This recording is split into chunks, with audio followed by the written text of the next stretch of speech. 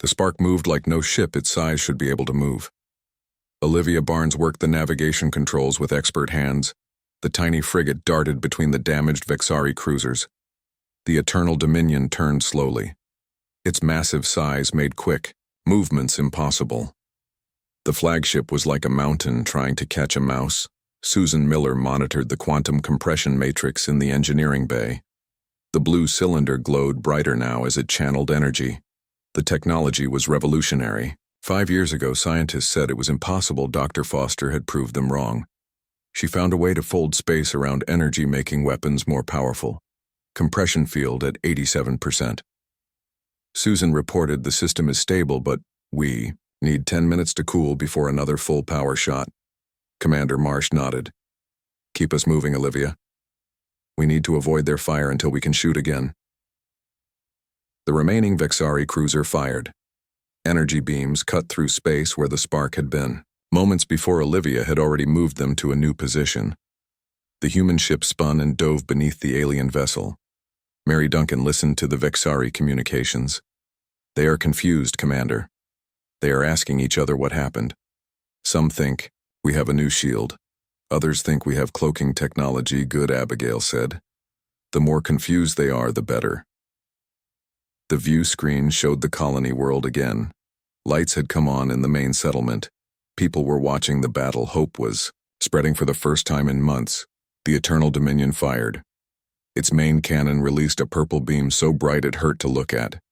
The beam missed the spark, but hit one of the damaged cruisers.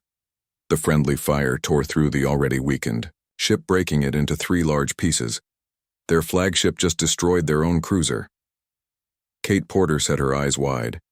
That beam was meant for us. They are angry. Abigail said anger makes people make mistakes. Even aliens. The quantum compression technology that powered the spark was more than a weapon. It also allowed the small ship to move in ways that should break it apart. The compression field strengthened the hull, making the frigate much tougher than it looked. Susan, why did Dr. Foster make the ship so small? Abigail asked as they dodged another blast. Susan looked up from her controls. The field works better on smaller objects. The energy needed grows with size. A ship this small can have a strong field. A bigger ship would need much more power than we can generate. Blast rocked the ship. The lights flickered. Direct hit. Tactical Officer Amanda Wright called out starboard shield at 40%. Damage report, Abigail demanded. Susan checked her systems. Hull breach on deck 2. Emergency. Fields are holding. Compression matrix is stable, but field strength is down to 70%. Can we fire? Kate asked. One more shot at full power, Susan said. Then we need to let the system cool, or it might explode. Abigail studied the tactical display. The Eternal Dominion had changed its approach. Instead of chasing the spark, the flagship was turning toward the colony. They are going to attack the planet. Mary said, reading the Vexari communications, they say if we do not surrender, they will destroy the colony. The commander stood up from her chair. That was always their plan. If they could not win, they would kill everyone. That is why we need to stop them now. She turned to Kate. Target their main weapons array. We need to disable them before they can fire on the planet. Kate adjusted the targeting system. The weapons are spread out, Commander. I can hit some, but not all. Then target their command center. Abigail said, if we kill their leaders, the rest might retreat. Kate nodded and changed targets. The blue targeting line moved to the central sphere of the flagship. The command center would be deep inside, protected by layers of armor. Will our weapon penetrate that much armor? Amanda asked. Susan checked her readings. The compression field focuses. More energy the farther the beam travels. We need to move back to optimal range. Olivia, take us to position Delta 4. Abigail ordered evasive pattern all the way. The navigator nodded. The spark spun and accelerated away from the Eternal Dominion. The sudden move confused the Vexari gunners. Their shots missed by wide margins. The tiny human ship circled around, putting distance between itself and the flagship. The Vexari responded by launching fighters. Small craft poured from launch bays. Hundreds of them filled space like angry insects. They sent fighters. Kate said, they know we can hurt their big ships. They think small ships will be harder for us to fight. Abigail smiled. They do not understand our weapon. Lieutenant Porter, prepare to fire. A spread pattern. Let's show them what one shot can do. Kate adjusted the controls. The weapon charged again. The high-pitched sound filled the bridge from the outside. The weapon still looked small and harmless. The thin blue beam connected with the first wave of fighters. For a moment, nothing happened. Then space lit up as 20 fighters exploded at once. The beam had passed through them, all carrying the same destructive energy to each target. The remaining fighters scattered. Their pilots, suddenly, afraid. Susan looked at her controls in shock. The beam split, Commander. The compression field spread the energy across multiple targets. I did not know it could do that. The Vexari fighters regrouped and came at the spark from all sides. Their weapons were small, but there were many of them. The human ship shook as dozens of hits struck the shields, shield strength dropping. Amanda reported, 60%, 50%. We need to move. Abigail said, target the Eternal Dominion main engines. We need to stop them from reaching the colony. Olivia turned the ship again, weaving through the cloud of fighters. The spark took hit after hit but kept moving. The compression field held the ship together, even as the shields weakened. The flagship grew larger. In the view screen, its massive engines glowed as it pushed toward Centauri Prime. The purple energy building in its main weapon showed it was preparing to fire. Kate aligned the targeting system. We have a shot at their port engine array. 3-2. On the blue beam lanced out from the spark. It cut through space, hitting the huge engine cluster on the left side of the Eternal Dominion. The energy burst through the armor and into the power systems. The engine exploded. The blast tore through the flagship, sending it into a slow spin. The purple glow of its main weapon faded as power systems failed. Direct hit. Kate shouted, "We got their engines." But the celebration was short. The spark shuddered as something hit them hard.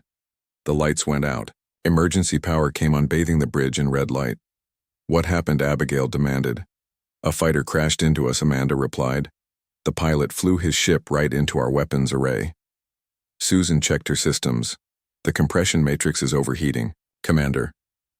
The cooling systems are damaged. We need to shut it down. Shut it down. Abigail ordered. We need to retreat and repair. The spark turned away from the battle. The damaged frigate limped toward open space, its weapons offline, its shields failing. More fighters closed in for the kill, just when it seemed the tiny human ship would be destroyed. A new sound came over the communication system. This is Captain Laura Reed of the Terran Fleet Vessel Horizon. We are on approach with Battle Group 7. Stand by, Spark. We are coming to help. The main screen showed new contacts. A human battlecruiser led a group of destroyers and frigates into the system. The reinforcements had arrived. The Vexari fighters broke off their attack. The remaining cruiser turned away from the Spark to face the new threat. Mary looked up from her station commander. The colony is hailing us. They say thank you. You gave them time. You kept the Vexari busy until help could arrive. Abigail nodded to her communications officer. Tell them they are welcome. Tell them the Spark did what it was designed to do. We proved the technology works. Susan moved to stand beside her commander. The compression matrix is stable, but we cannot fire again. The system needs major repairs. We did. Enough, Abigail said. We showed them humanity is not weak. We showed them size is not everything. On the view screen, the Eternal Dominion drifted, its left side dark and powerless. The once mighty flagship was crippled by a ship it had laughed at. The battle continued. The human reinforcements engaged the remaining Vexari ships. The aliens fought hard, but without their flagship, their morale was broken. The Spark watched from a distance, its mission complete, its place in history secured. The tiny frigate that stood against giants and won, the ship that turned the tide of war victory, was not complete. The fight would go on, but the legend of the Spark had begun. The day a mosquito made a dragon bleed. 6 months after the Battle of Centauri Prime, Commander Abigail Marsh stood on the bridge of the Horizon. The cruiser had been completely refitted. The new quantum compression system was integrated into its main weapons array. The technology pioneered, On the tiny Spark now powered a vessel 20 times its size. Captain Laura Reed had been promoted to Fleet Command. Abigail now served as acting captain. The crew of the Spark had joined her: Olivia Barnes at navigation, Susan Miller in engineering, Kate Porter at weapons. They had brought their experience and courage to the larger ship. The Horizon led a battle group of 10 vessels. They patrolled the border of human space. The Vexari had retreated after losing their flagship, but intelligence. Reports indicated they were planning something. Something big. Mary Duncan monitored communications. Long-range sensors are picking up something. Commander, a large energy signature at the edge of the system. Put it on screen. Abigail ordered. The main display showed a distant section of space. At first nothing was visible. Then a flicker of light appeared. It grew larger, resolving into a shape that made everyone on the bridge tense. A Vexari dreadnought. Its massive hull gleamed in the light of the distant sun. The vessel made the lost Eternal Dominion look small. It was a mountain of metal and weapons. The aliens had built something new. Something designed to counter the quantum compression technology. Tactical analysis, Amanda Wright called out. The vessel is 5 kilometers long. Energy readings are off the charts. They have multiple reactor cores, weapons ports on all sides. Shield generators are different from previous designs. They adapted, Abigail said quietly. They always do. The dreadnought moved forward. More ships appeared behind it. A fleet larger than any the Vexari had deployed before. The aliens had spent months preparing. This was their answer to the humiliation of Centauri Prime. This was their attempt to regain dominance. Alert. All ships. Abigail ordered. Contact Fleet Command, request reinforcements. This is not a patrol action anymore. This is war. The bridge crew moved with practiced efficiency. The months of training showed in their actions. No panic. No hesitation. Just determination. They had faced impossible odds before. They had won. They could do it again. Susan checked the compression matrix readings. The system is ready. Commander, all improvements have been implemented. The cooling system is working at peak efficiency. We can fire multiple shots without overheating. Kate monitored the weapons. The targeting system is locked. The compression field is stable. We can hit them from maximum range. The beam will maintain coherence. Olivia plotted evasive patterns. The Horizon is faster than any Vexari ship, even that monster. We can maintain distance while firing. Abigail studied the tactical display. The dreadnought was the key. If they could damage it early, the rest of the alien fleet might hesitate. The memory of the Eternal Dominion would be fresh in their minds. The sight of another flagship in trouble might break their morale. The Vexari fleet continued its approach. The dreadnought led the formation. Its massive weapons began to charge. Energy built up around its forward section. The aliens had learned from their defeat. They were not underestimating human ships anymore. They were bringing overwhelming force. Fleet Command acknowledges. Mary reported Admiral West is mobilizing all available ships, but they are ours. Away we are on our own until then. Abigail nodded to her communications officer. Send a message to all ships in the battle group. We hold this line. No Vexari vessel enters human space. Today we show them that the spirit of the Spark lives on in every ship in the fleet. Today we prove that humanity will not be conquered. The battle group formed up around the Horizon. Cruisers, destroyers, and frigates took their positions. The human ships were outnumbered 3-1. The Vexari had the advantage in firepower and numbers, but the humans had the quantum compression technology. They had courage. They had the memory of Centauri Prime. The Vexari dreadnought fired first. A massive purple beam larger than any seen before cut through space toward the human formation. The Horizon moved. The cruiser accelerated to full speed, avoiding the blast. The beam passed harmlessly into empty space. Our turn. Abigail said, target their main weapons array, fire when ready. Kate activated the compression system.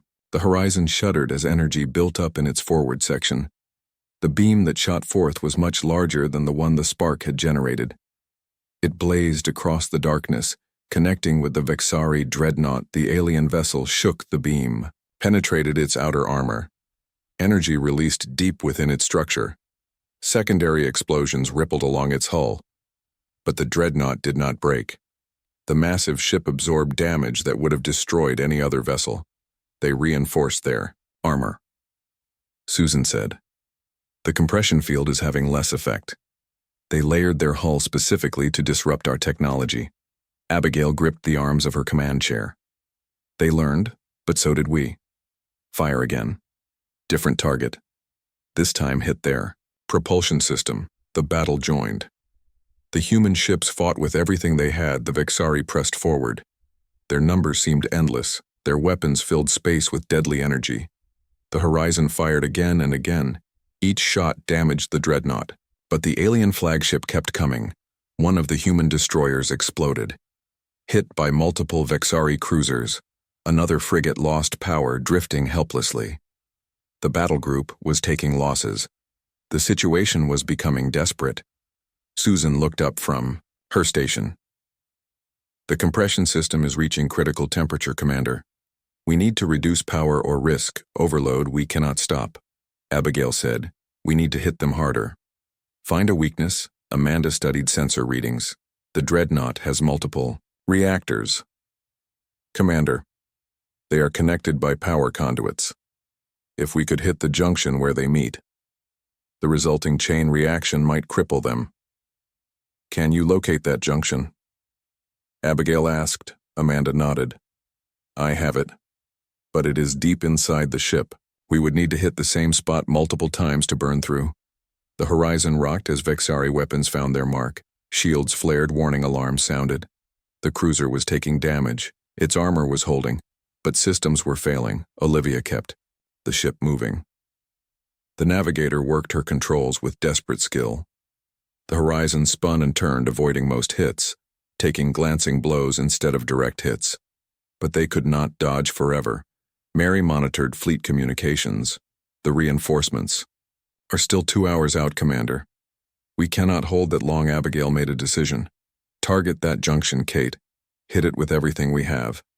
Continuous fire." "Maximum power," Susan protested. "The system will burn out, Commander. We will lose weapons completely." "Then, we lose them," Abigail said. "But first we hurt them.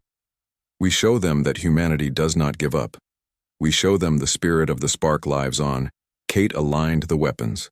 The targeting computer locked onto the weak point, the quantum compression system, charged to maximum power. The beam fired continuous and strong.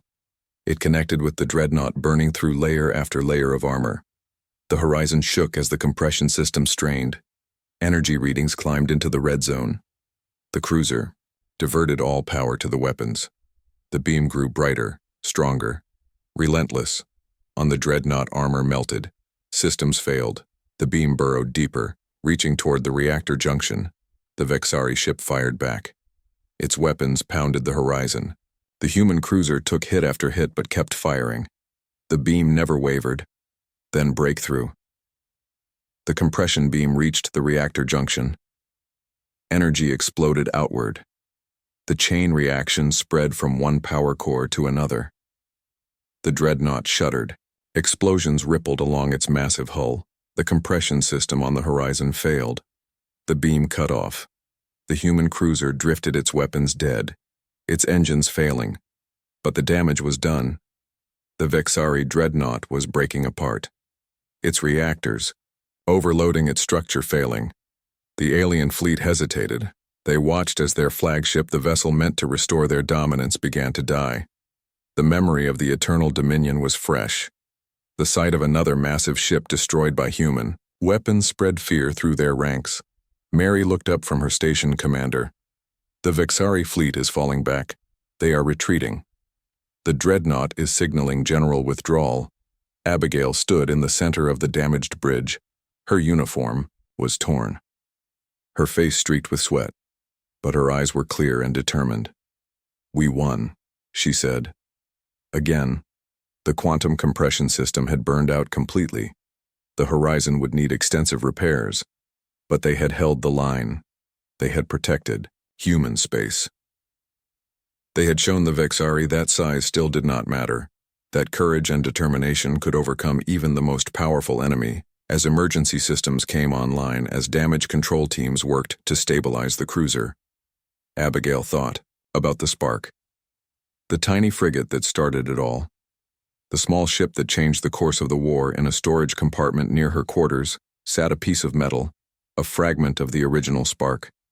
She kept it as a reminder that great things can come from small beginnings, that those who laugh at the small and seemingly weak often learn painful lessons. The spirit of the spark lived on, not just in the technology that now powered larger vessels, not just in the tactics that changed how the fleet fought, but in the courage of those who faced overwhelming odds, who refused to surrender, who found ways to win against impossible enemies. The Vexari dreadnought broke apart. Chunks of metal and energy drifted in space. The mighty vessel, designed to crush humanity, had failed. The aliens retreated, their fleet in disarray, their attempt to regain dominance thwarted. The horizon moved alongside the damaged spark. Captain Laura Reed had brought her battle group just in time. The Vexari forces were in disarray. The once mighty blockade was breaking apart. Commander Marsh watched from the bridge of her small frigate. The spark had taken heavy damage. The quantum compression matrix was offline. The weapon system needed major repairs, but they had accomplished their mission. They had proved the technology worked. Mary Duncan listened to the fleet communications. Admiral Gloria West is hailing us, Commander. She wants to speak with you. Abigail straightened her uniform. Put her through. The view screen changed to show an older woman with short gray hair. Her uniform was decorated with medals and ribbons. Admiral West had fought the Vexari for 5 years. She had lost many ships and many crews. Commander Marsh, the Admiral said. Your mission appears to have been successful. Yes, Admiral Abigail replied. The quantum compression technology works as Dr. Foster predicted. We disabled 2 cruisers and damaged the Eternal Dominion before our system overheated. Impressive. West nodded. The flagship is still partially functional. Their backup systems are coming online. We need to finish what you started. Abigail looked at Susan. The engineer shook her head. The compression matrix is too damaged. We cannot fire again. I understand. Admiral Abigail said. The spark cannot continue the fight. Our weapon system is offline. The Admiral smiled. That is why I brought reinforcements. Commander, the Horizon has been fitted with a quantum compression weapon of its own. A larger version designed for a cruiser. Dr. Foster has been busy. The screen split to show a woman with glasses and messy hair. Diane Foster smiled at Abigail. Hello, Commander, your data transmissions have been very helpful. We made some improvements to the matrix design. The Horizon should be able to fire 3 shots before needing to cool. You knew the spark would not be enough, Abigail said. The Admiral nodded. We hoped you could prove the concept. We never expected you to win alone. Your job was to test the weapon and confuse the enemy. You did both. Now we can finish the job. Abigail felt both pride and disappointment. Her crew had risked everything. They had faced impossible odds. They had damaged the enemy flagship, but they would not get to finish the battle. What are our orders, Admiral? She asked. Withdraw to a safe distance, Commander West said. Your ship has done enough. The Horizon will take it from here. The communication ended. The screen returned to a view of space. The Horizon was moving toward the damaged Eternal Dominion. The large cruiser dwarfed the spark, but was still smaller than the Vexari flagship. Susan Miller approached Abigail. They copied our technology, she said. They must have been building it at the same time we were testing it. Abigail nodded. It makes sense. The Admiral needed proof before committing a cruiser to the fight. We were the test case. Mary called from her station. Commander, the Vexari are regrouping. 3 undamaged cruisers are moving to protect the flagship. The battle was not over. The Vexari still had powerful ships. Their numbers were still greater than the human fleet. The Eternal Dominion was damaged, but not destroyed. Olivia Barnes looked up from navigation. The Horizon is asking for targeting data, Commander. They want our scan results of the flagship. Send them everything, Abigail ordered. They need to know where to hit for maximum effect, Amanda. Wright worked at her console, transmitting the tactical data. The spark had gotten close to the Vexari flagship. The scans showed weak points in the armor. They showed power conduits and weapon systems. Kate Porter watched the tactical display. The Horizon is charging weapons, she reported. They are preparing to fire. The human cruiser approached the damaged flagship. A blue glow built around its forward section. The quantum compression matrix was much larger than the one on the spark. It drew power from the cruiser engines. The Vexari ships fired energy beams lanced toward the Horizon. Its shields flared but held. The human cruiser continued its approach. From the bridge of the spark, Abigail and her crew watched the Horizon fired. The blue beam was larger than the one the spark had generated. It cut through space toward the Eternal Dominion. The beam hit the flagship near its damaged engines. The compression field focused the energy deep into the ship. The result was catastrophic. Secondary. Explosions rippled along the hull. Sections of armor peeled away, exposing the inner decks to space. But the flagship was huge. The damage, while severe, was not enough to destroy it. The Eternal Dominion fired back. Its remaining weapons targeted the Horizon. The human cruiser took multiple hits. The Horizon shields are failing, Amanda reported. They cannot take much more. The Vexari cruisers closed in. They fired on the human ships. The battle group responded. Destroyers and frigates engaged the alien. Vessel space lit up with weapons. Fire Abigail watched her hands tight on the arms of her chair. The Horizon was in trouble. The cruiser had taken too much damage. Its second shot would be its last. The blue beam fired again. This time it struck the command center of the flagship. The beam penetrated the armor. The compression field released its energy inside the Eternal Dominion. The central sphere cracked open. Atmosphere vented into space, carrying debris and bodies. Still, the flagship did not die. Its backup systems kept it functioning. Secondary command centers took control. The weapons continued to fire. The Horizon was hit again. The cruiser shields failed. Hull breaches appeared along its side. The quantum compression system went offline. The human ship began to drift. They failed. Kate said, "The flagship is too big. Even with the improved system, they could not destroy it." Abigail stood up. "We have to help Susan. Can we get our matrix online?" The engineer checked her systems. "We have partial power. The cooling system is damaged. We might get one more shot, but it could destroy us." "One shot is all we need," Abigail said. "The Horizon weakened them. We can finish it." Susan nodded. "I can give you one shot at 30% power. After that, the system will fail completely." "Olivia, can we move?" Barnes asked from navigation. "We have maneuvering thrusters. Only enough for basic control. Get us into position," Abigail ordered. "Target the flagship where the Horizon hit it. We need to hit the same spot. The damaged." Spark limped forward. Its engines sputtering, its systems failing. The tiny frigate moved toward the massive flagship like a wounded bird approaching a snake. Mary listened to the fleet communications. "The Admiral is ordering us to withdraw, Commander. She says our ship is too damaged. Ignore that order." Abigail said, "We have one shot left. We need to use it." The spark approached to the Eternal Dominion. The Vexari ships were focused on the larger human vessels.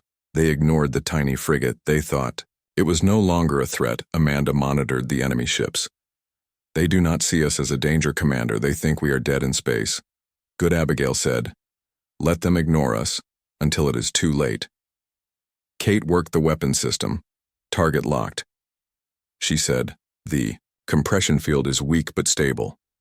"Firing solution ready." Abigail looked at her crew. They were tired.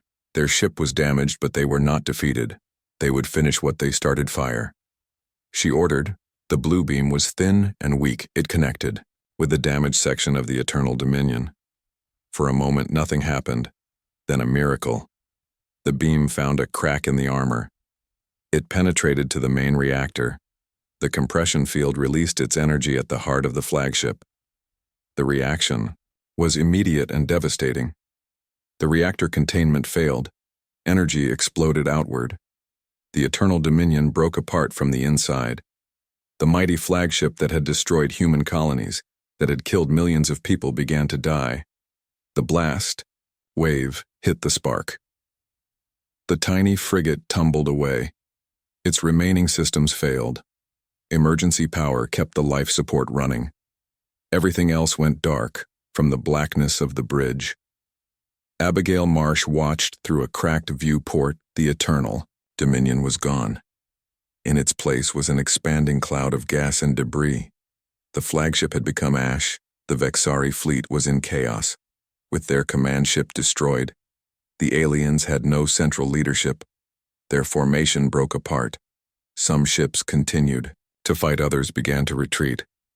Susan Miller worked by the light of emergency lamps. Damage reports came in from all sections. The Spark was finished, its mission complete, its systems destroyed. But its crew had survived. "We did it," Abigail said softly. "We really did it." The quantum compression matrix had failed completely. The revolutionary technology had proved its worth.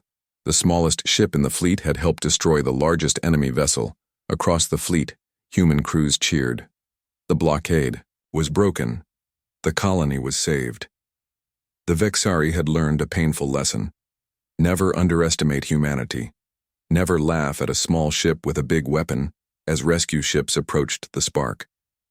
Abigail thought about Dr. Foster. The scientist had created something amazing, something that changed the balance of power. The war was not over, but now humans had hope. Mary picked up a weak signal from her console. "The colony is transmitting. Commander, everyone is cheering. They are calling us heroes." Abigail smiled. "We just did our job. The Spark was built for this moment. We proved that size is not everything. We showed them what humans can do." The tiny frigate drifted in space, its hull scorched, its systems dead, but its mission accomplished. The legend of the Spark would live forever. The day they laughed at our tiny frigate, then it turned their flagship to ash. 3 days after the battle, the crew of the Spark stood in the main hall of Centauri Prime Colony. The settlement had been under Vexari blockade for months. Now it was free. The colonists had organized a celebration to thank their savior's commander. Abigail Marsh wore a fresh uniform. Her old one had been damaged beyond repair during the fight. Her crew stood beside her. Each wore the same proud expression. They had accomplished the impossible. They had changed the course of the war. Governor Patricia Wilson approached the group.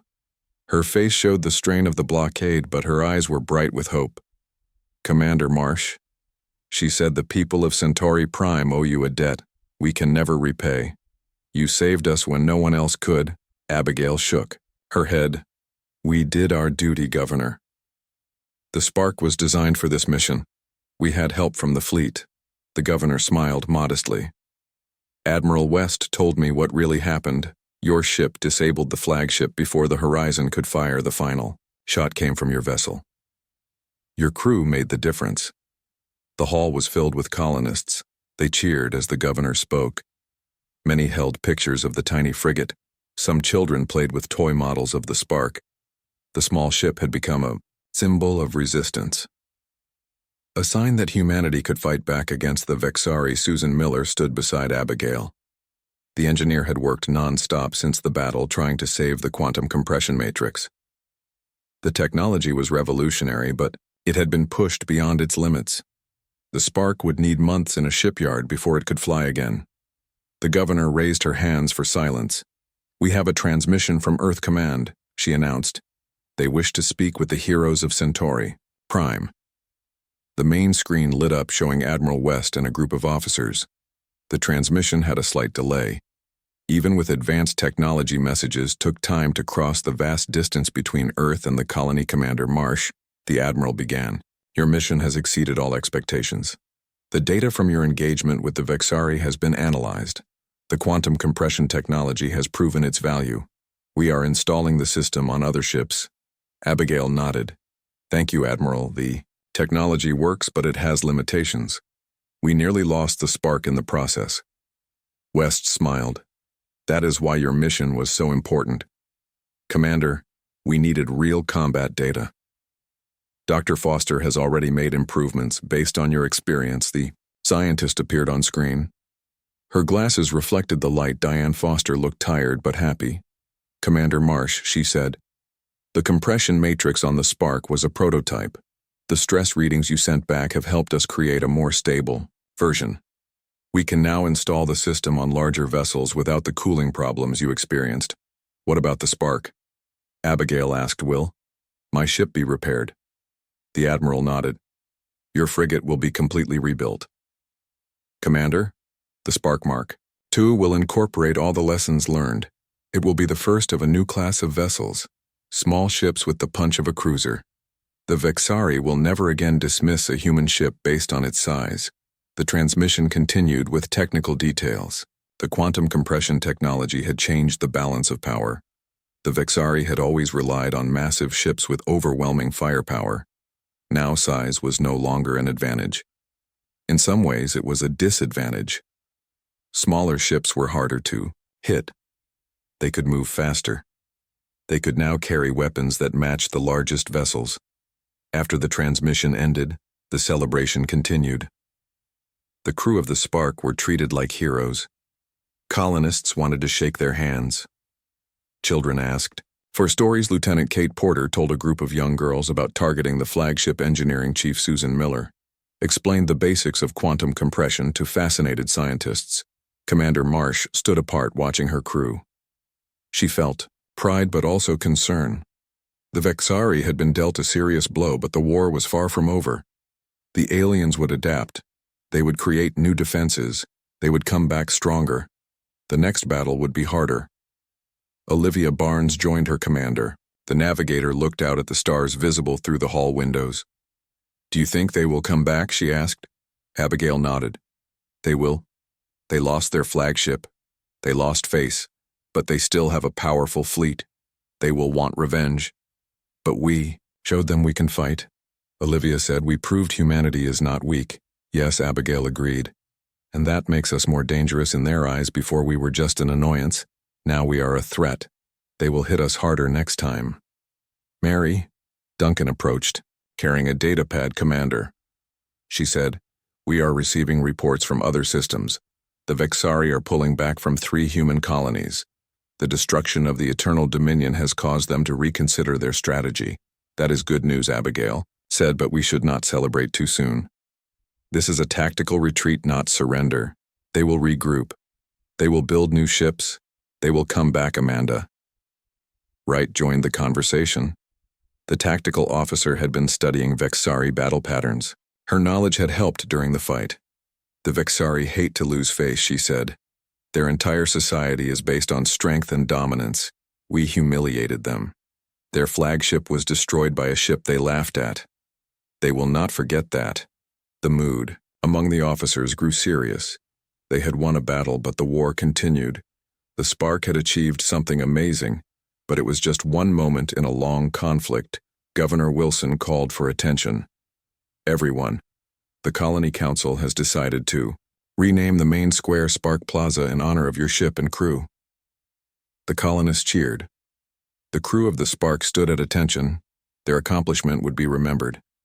Their names would become part of history. The tiny frigate had changed the work. It had given humanity hope. Later that evening, Commander Marsh stood on a balcony overlooking the colony. The lights of the settlement spread out below her. The blockade had caused hardship. Food had been rationed. Power had been limited. But the people had endured. They had survived. Now they could rebuild. Abigail thought about the Spark. Her tiny ship had accomplished its mission, but at great cost. The experimental vessel would need to be almost completely rebuilt. The quantum compression matrix had burned out. The hull was damaged beyond repair. Only the name would remain. A sound made her turn. Admiral West stood in the doorway. The older woman had arrived from the horizon after supervising repairs to the cruiser commander. West said, "Your crew has been officially commended. Your mission is classified as an exceptional success. Earth Command is pleased." "Thank you," Admiral Abigail replied. "But what happens now? The Vexari will adapt. They always do. They will find ways to counter our New technology. The Admiral moved to stand beside her, looking out at the colony. Yes, they will. And we will adapt in turn. That is the nature of war. It evolves. Technology changes. Tactics shift. But principles remain. The same courage that drove your crew to face overwhelming odds that will never change. That is the true strength of humanity. What about the spark? Abigail asked. When will my ship be ready to fight again? West turned to face her. The spark will be reborn. Commander. Better, stronger, but it will take time. Meanwhile, you and your crew are being reassigned. Abigail was surprised. Where? The Admiral smiled. To the horizon. The cruiser is being refitted with the next generation of quantum compression technology. We need officers. With experience, we need crew who understand the system. You will serve as my executive officer. The promotion was unexpected. Abigail had grown attached to the spark. The tiny frigate had become more than a ship. It was a symbol. But she understood the logic. The technology was being scaled up. The knowledge her crew had gained was valuable. I accept, Admiral. She said, my crew, all of them. West replied, they have proven themselves. They have earned this opportunity. The horizon will benefit from their experience. Abigail looked back at the colony. Beyond it, the stars shone bright. The war continued. The Vexari were still out there planning their next move, but humanity had a new weapon, a new strategy, a new hope. The legend of the spark would inspire others. The tiny frigate that stood against giants and won the small ship that turned a mighty flagship to ash. The beginning of a new chapter in the war. The Battle of Centauri Prime would be remembered. The day everything changed. The moment when size no longer mattered, when courage and innovation defeated brute force and intimidation. The first victory in what would become known as the Compression War. Commander Abigail Marsh stood on the bridge of the Spark, the smallest warship in the Terran fleet. The experimental frigate was barely visible against the black of space, especially when compared to the massive Vexari vessels that blocked their path to Centauri Prime. She looked at her small crew. Each person was the best in their field. Lieutenant Kate Porter watched the weapons systems. Her eyes never left the display. Engineering Chief Susan Miller monitored the experimental reactor core. Her hands moved fast over the controls. Navigation Officer Olivia Barnes plotted their approach toward the enemy ships. Her face showed no fear, even though their mission seemed impossible. The Vexari had blocked the human colony on Centauri Prime. For 3 months, the aliens had 5 large battlecruisers and 1 flagship called Eternal Dominion. The flagship was 3 kilometers long. The spark was less than 100 meters. A sound came from the communications station. Mary Duncan looked up from her screen. They are talking to us again, Commander. They want to know if we are lost or giving up. Abigail smiled. Let them think that. Open a channel. Mary pushed some buttons and nodded to show the channel was open.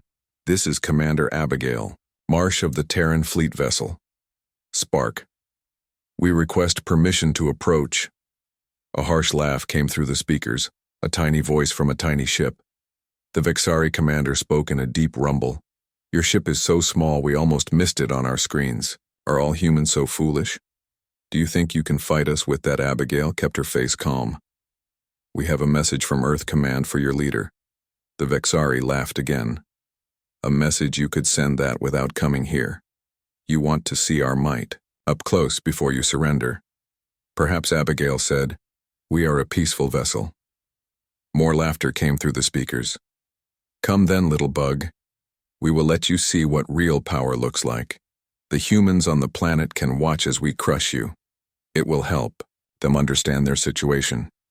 The channel closed. That went well, Mary said. Her voice shook a little. It did. Abigail agreed. They think we are harmless. That is exactly what we want. The spark moved forward toward the wall of alien ships. The Vexari fleet was arranged in a half-circle around the colony world. Their ships were huge gray metal shapes covered with weapon ports and shield generators. The design was meant to cause fear. On the main screen, Abigail could see the colony. The once busy spaceport was now empty. The farms that spread across the northern continent showed no movement. No ships went in or out. The Vexari had stopped all travel. Abigail turned to Susan. "How is our special package?" Susan checked her readings. The quantum compression matrix is stable at 94%. All systems are green. We can fire when ready. The quantum compression matrix was the reason the spark existed. Dr. Diane Foster had created technology that could make energy weapons much stronger. The theory was simple: fold space-time around energy emissions to create weapons that looked small, but hit with huge force. The spark was the test ship. Kate spoke from her station. "We have 3 cruisers moving to block our path. They are taking their time." "Not rushing." "Good," Abigail said. "Keep us on course, Olivia. Make it look like we are nervous. Speed up, then slow down a little." Olivia nodded and made the ship move in small, jerky movements.